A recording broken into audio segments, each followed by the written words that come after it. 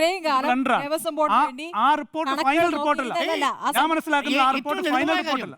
അവിടെ നന്ദഗോവിന്ദം ഭജൻസ് വന്നിട്ടില്ലല്ലോ.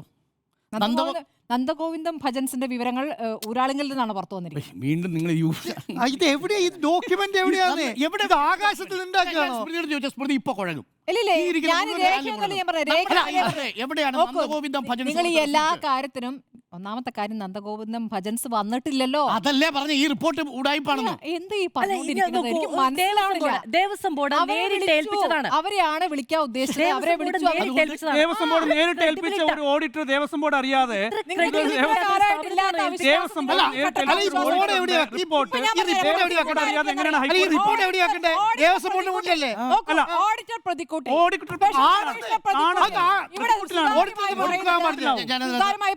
ദേവസ്വം ബോർഡ് പ്രസിഡന്റും ഈ പറയുന്ന ഉത്തരവാദിത്തമില്ല എന്ന് പറഞ്ഞ മന്ത്രി വി എൻ വാസവൻ.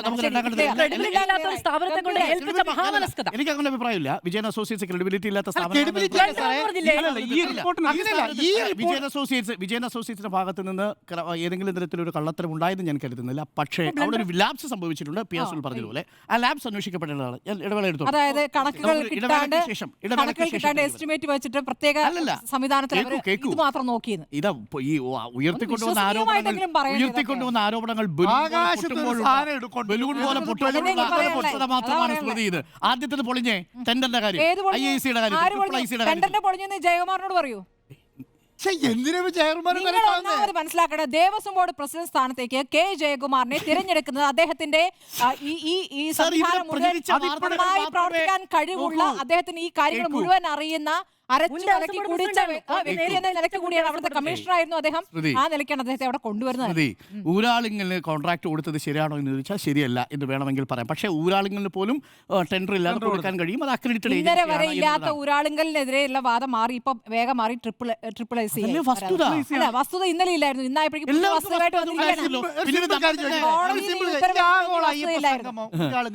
എന്താണ് ആഗോള അയ്യപ്പ സംഗമം ഊരാളുകൾ നടത്തിയിട്ടുണ്ടോ? ഊരാളുകളെ ഏൽപ്പിച്ചതാണല്ലോ CPM. ഊരാളുകൾ ക്രെഡിബിളായ സംവിധാനമാണ് ഇന്നലത്തെ ചർച്ചയിലൂടെ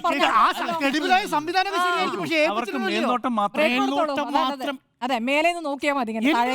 നിങ്ങൾ ഇങ്ങനെ ഈ വസ്തുതയുടെ മേൽ പുച്ഛിച്ചു തള്ളു. ശരി, ഒന്നുമില്ല.